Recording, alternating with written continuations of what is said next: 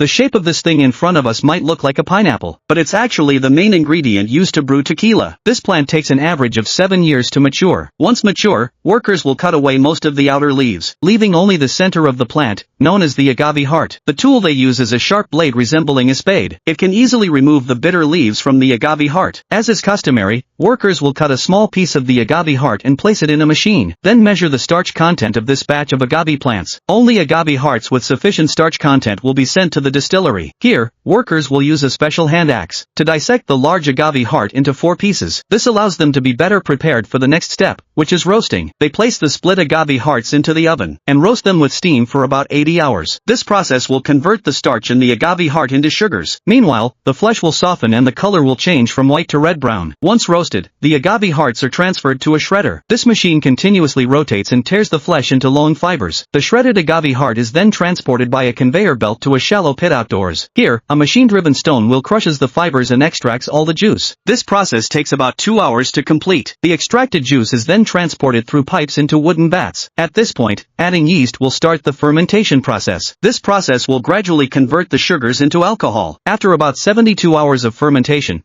the alcohol content in the liquid reaches 5%. At the same time, a special earthy aroma begins to fill the air. Next, the liquid is transferred to small copper distillers. Inside the distiller, the alcohol is boiled off, and the steam is condensed into a stronger liquid. This process is called distillation. After 2 rounds of distillation, the tequila is ready. A technician will take a sample to measure the alcohol content, to ensure that the alcohol concentration of this batch reaches 55%. After filtering out the remaining flesh, the tequila is transferred through pipes to storage tanks. Then purified well water is added to dilute the alcohol content, until it reaches 40%. At this point, the tequila is ready to be sent to the packaging station. The glass bottles for packaging are placed upside down. The tequila is sprayed into them, quickly rinsing the inside of the bottles. Then the bottles are flipped to the correct position for the automatic nozzle to fill each bottle with pure tequila. Next, an employee presses a cork into the bottle's neck by hand. Then another worker applies a transparent label on the side of the bottle. The transparency is intended to showcase the clarity of this premium tequila, to create deeper, more complex flavors. This distillery places some of the tequila into oak barrels for aging. During the aging process,